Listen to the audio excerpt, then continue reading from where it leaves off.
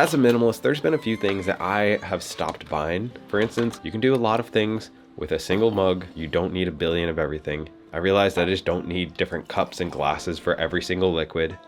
I also started going barefoot this summer and I've carried it over into the winter. Don't notice a difference. My feet have gotten used to it. Oh yes, I am that person who always wears black. I even have a black flannel.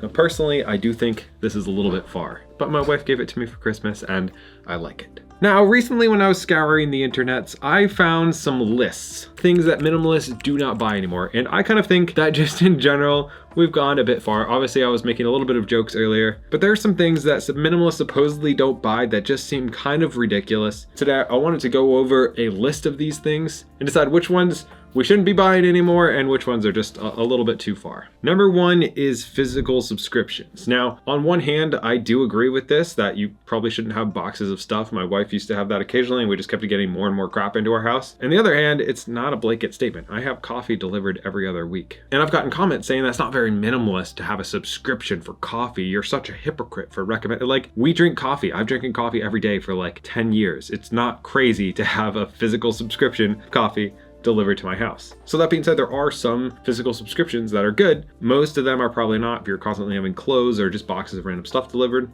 but it's not all bad. Next up, we have duplicates, and they talk about not having two of the same book. And I agree with that, obviously, but I do think it's kind of a funny one to put in there because as a minimalist, I literally have a bunch of copies of stuff. I wear literally the exact same black t-shirt and I just have like 15 of them. And that's just all I wear. Duplicates of the exact same thing. Coffee cups. I have like 4 coffee cups that I just rotate between and they're all the exact same coffee cup, more or less, just different colors, but the exact same thing. So this one I'm not gonna argue with too much, but in general, obviously you don't want duplicates of the same thing. I feel like most people don't have that. Seems kind of interesting. I don't know. Maybe they do. The average person has about 300,000 possessions in their house, so maybe they have some duplicates, but I don't think that's a super minimalist thing as much as just like common sense. Sale items. Here's another one where yes, I don't buy things because they're on sale anymore because I don't want to have stuff that I don't need, but I don't avoid sale items. In fact, sometimes we wait until Black Friday or after Christmas sales in order to buy certain things that we know we're going to need, because it's that balance of saving money and minimalism where we don't buy things because they're on sale, but sometimes we wait to buy things we know we need until they're on sale. So I guess it's more of that black and white thing. But to be fair, I did used to just buy t-shirts constantly. I'd go in clearance sections of any store and just buy stuff because it was on sale, and I no longer do that as a minimalist. Next one is books. Now I've gone back and forth on this. For a while, I stopped buying physical books and I was just using a Kindle or like this Pages thing on my phone. But I realized that I really enjoy physical books. And I know it's not the most minimalist thing, but laying in bed at night reading a real book for me is much more relaxing than looking at a screen reading a book, and it helps me fall asleep. And also I enjoy writing in books. When I'm learning things before I like make a video, I've made a lot of videos about book reviews. I enjoy having a physical book that I can read in, that I can write in. And that being said, I do read a lot of like book summaries. I have this app on my phone called Shortform. And a lot of times I will read something like this when I don't want to read an entire book and I just want some of the main ideas from different books that I've read, or they have like an audio option as well where I can listen to books. So this is kind of my blend of physical and not, but I don't think it's necessarily a bad thing to have books. I donate them afterwards or I sell them afterwards. But for me, that $20 invested into especially like a self-help book, you can't get like a better investment into yourself. By the way, if you don't want to be like 75% of people, then make sure that you subscribe, because apparently 75% of you do not subscribe. Now this next list I think is a little bit more extreme. It's very extreme. Starts off with bottled water. I agree with that. I drink out of a mason jar or out of like a water bottle, whatever. Next one up is toothpaste. What are we doing here?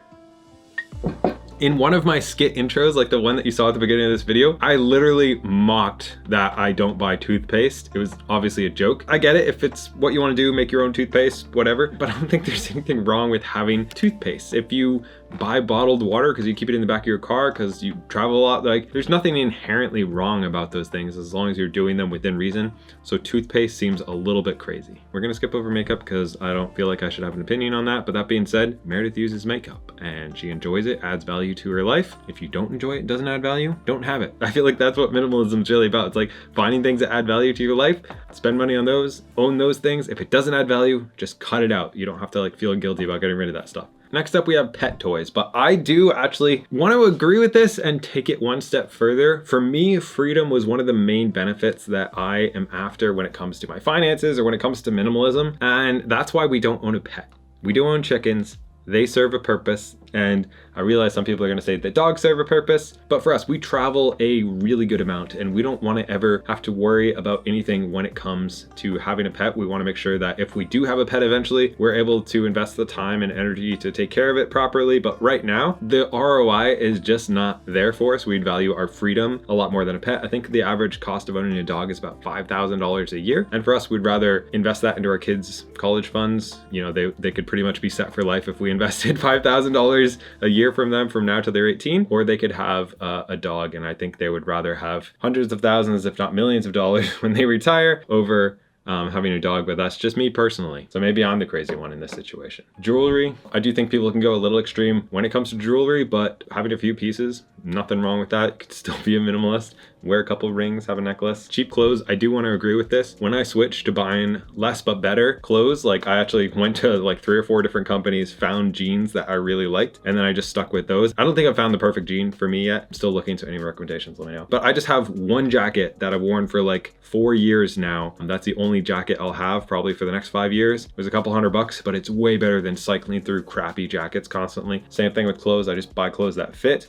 and will last for like 5 to 10 years. And then I never have to think about it again. So I totally agree. Stop buying cheap clothes. Brand named items. I purposefully try to never buy any clothing that has a brand on it, just because I think you look so much cleaner and put together. Like if this shirt had like a bunch of crap over the front or a big name right here, it just wouldn't feel as clean. I also like the texture really bothers me. But like this right here, I can wear to church. I can wear as an undershirt. I can wear to the gym. I do wear it to the gym. I could wear it at home. I could wear it like I could wear black basic things everywhere to every occasion. Whereas if you start putting any logos on it, now it just feels like, I don't know, that's just me personally. But I never buy something because it's a name brand. If it happens to be good quality and a name brand, I'm not opposed to it. But I would rather not have an iPhone if it didn't connect to all my stuff and it's better. So for me personally, even though I hate that it's, you know, like a cult of Apple, I have to buy the iPhone because it syncs up with all my calendars and stuff. I've tried switching to other ones and it's just annoying when you're the person in your group chat that everybody hates. Literally like see people and they'll be like, hey, did you get a phone that's not an iPhone?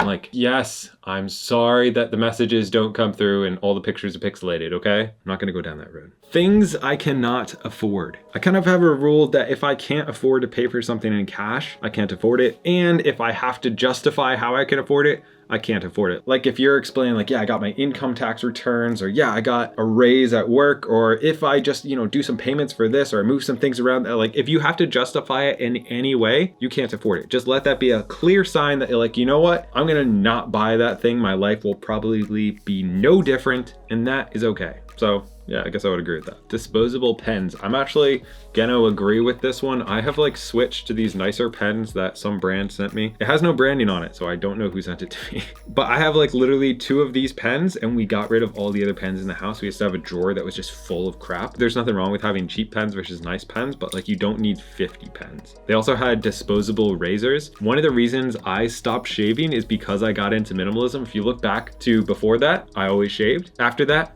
I now have a scruffy, and also people think that I'm 35 because of that. 29. I am 29. But I literally used to have to shave every day, and I switched to trimming my beard like once a week because of the amount of money, time, and just like energy that it saves. Like if I can save myself 5 minutes a day, 10 minutes a day, you add that up over a month, or you add that up over a year, I assume that's a lot of time that's spent shaving that I don't want to do. It might also not take 5 minutes. I haven't shaved in like 5+ years, but because I got into minimalism, I literally like stopped shaving and just had one less thing to do for the rest of my life. No brainer. All right, that's what I got. If you want to learn some things, check out short form. There's a link down below. Pretty cool. You get discounts and stuff. I love it. Use it every day. Check it. I am gonna go now.